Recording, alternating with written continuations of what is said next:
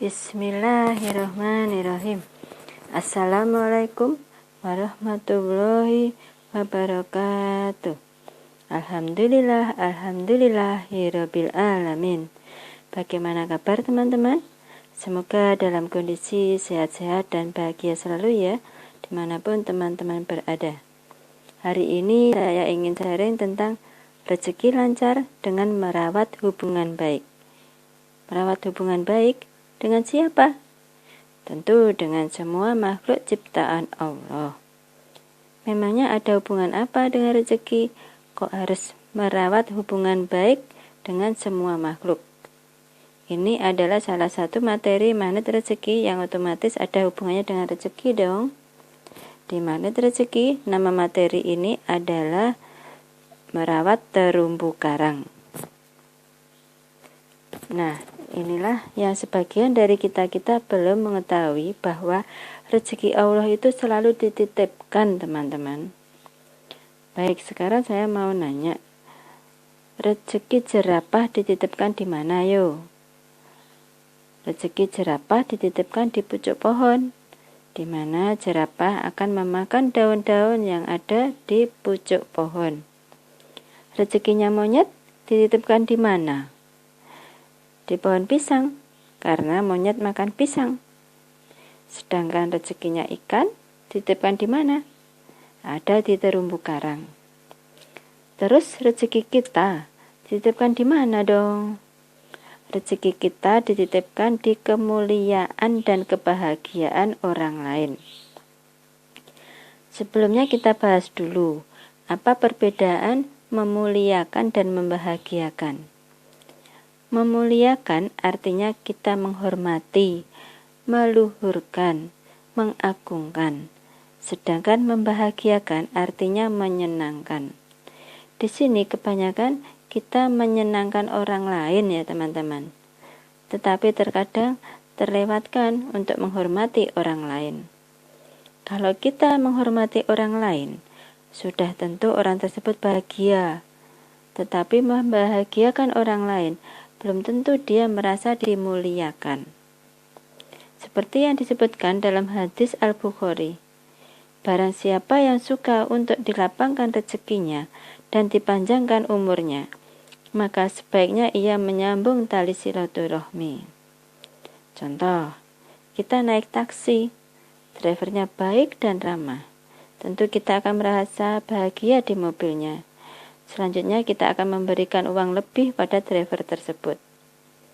Tetapi berbeda halnya jika kita bertemu driver taksi yang jutek dan pelayanannya tidak ramah. Kita pasti merasa tidak nyaman, teman-teman.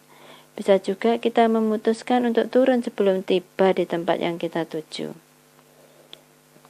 Bagaimana kita membahagiakan orang lain?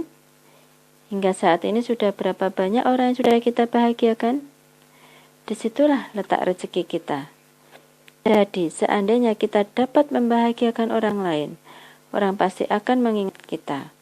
Misalnya, kita punya produk, kemudian memperkenalkan produk tersebut ke orang lain.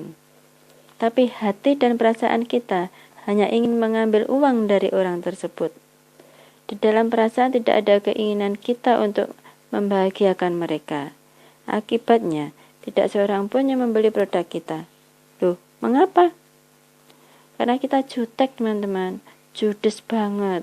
Sehingga setiap orang yang kita datangi akan mengucapkan, enak aja, aku keluarin duit buat dia yang jutek. Jadi, yang dibeli orang bukanlah produk, teman-teman. Orang akan membeli sesuatu dari kita, kita dapat membahagiakan mereka. Ketika orang lain merasa bahagia, dia akan berkata, kok enak banget ya lihat wajah dan senyuman Anda sebagai penjual. Apalagi jika kita benar-benar tulus memberikan kebahagiaan kepada mereka. Dengan cara itu, keberadaan produk menjadi nomor 2. Yang terpenting bagi penjual adalah 1. Kebahagiaan calon pembeli. 2.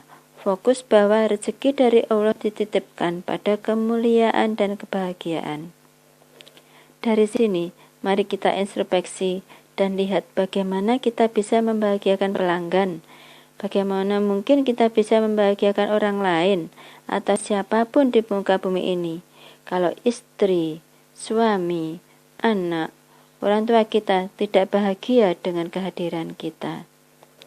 Yang terpenting kita lakukan bukan mencari rezeki, tetapi mengagendakan orang-orang sekitar kita untuk dimuliakan dan dibahagiakan. Caranya dengan memuliakan orang tua, memuliakan mertua, memuliakan pasangan hidup, memuliakan anak-anak, memuliakan adik kakak, memuliakan tetangga, memuliakan siapapun yang lewat di depan kita, di dekat kita, atau yang kita kenal. Misal ketika naik kendaraan umum, di sebelah kita duduklah seorang banci. Kira-kira apa yang terpikir oleh kita? Yang sering kita malah mencaci ya. Seperti, hi banci, hi cici, dan lain sumpah serapah. Kalau di dalam pikiran kita sampai muncul kata-kata tersebut, itu sama dengan kita merusak terumbu karang kita sendiri. Terus bagaimana caranya untuk memuliakan dia? Doakanlah dia. Ya Allah, muliakan dia.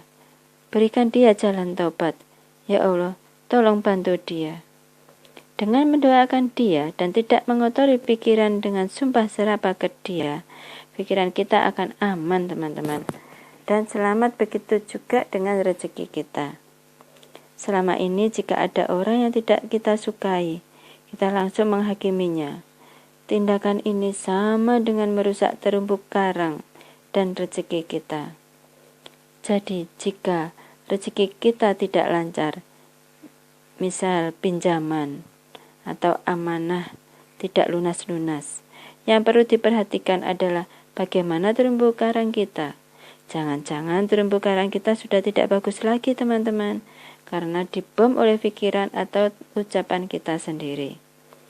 Terumbu karang yang paling mulia berada di sikap kita terhadap orang tua.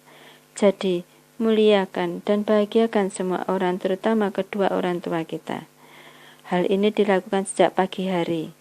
Tujuannya bukan untuk mencari rezeki, bukan untuk bekerja mencari uang, melainkan bagaimana bisa memuliakan dan membahagiakan orang lain. Itulah agenda kita mulai sekarang, karena dari situlah rezeki akan mengalir kepada kita. Sekian dulu ya teman-teman, untuk sharing hari ini. Semoga membantu ya. Semoga bermanfaat buat kita semua. Mohon maaf jika ada yang kurang berkenan. Semoga teman-teman selalu mendapatkan limpahan kemuliaan dan kebahagiaan dari Allah Subhanahu wa Ta'ala. Wassalamualaikum warahmatullahi wabarakatuh.